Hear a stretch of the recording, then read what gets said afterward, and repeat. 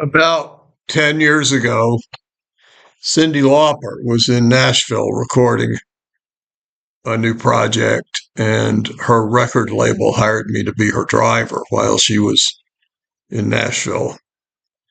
The first morning when I picked her up at the Lowe's Vanderbilt Plaza Hotel to take her to the recording studio, on the way, I heard her say that she wished she could find a hotel that had windows that open and bathtubs. So after I dropped her off at the recording studio and I was just sitting in my car waiting for her to need a ride somewhere else, I got on the phone and started calling around to try to find a hotel that had windows that opened and bathtubs. And lo and behold, I discovered that the finest hotel in Nashville at the time, the Hermitage Hotel, beautiful old hotel downtown, all the rooms have bathtubs, and some of the rooms have windows that open. And it was actually $200 a night less expensive than the Lowe's Vanderbilt Plaza, and she had 4 rooms, so it would save her $800 a night for her and her entourage. So when she came out after her session in the studio, and I told her that I had found her a hotel that would more precisely fit her needs, she was very, very excited. We went to the Vanderbilt Plaza. She checked out there and checked into the Hermitage, which pretty dramatically changed our relationship from just driver and passenger to people with a more personal connection. I ended up going out to dinner with her and her group once. They are really great foodies. They had actually just come back from a trip to Japan where they'd eaten in a chicken sashimi restaurant. So they were adventurous diners, to say the least. We went to Matt Bolus's restaurant, which was, and had a very nice dinner. And I actually had lunch a couple of times with her hairstylist, who was part of Entourage, while we waited for her to finish in the recording studio. But as it turns out, she found out that I was a cook.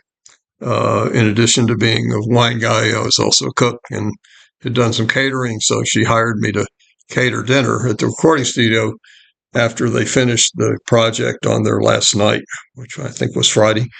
I was in this little, very small, barely equipped kitchen, getting ready to start preparing the dishes that I was going to serve them, kind of a buffet style service.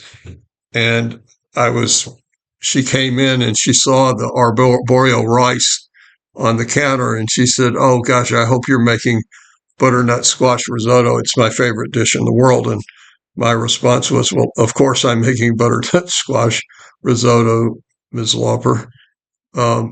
Of course, the truth was I was planning on making wild mushroom risotto.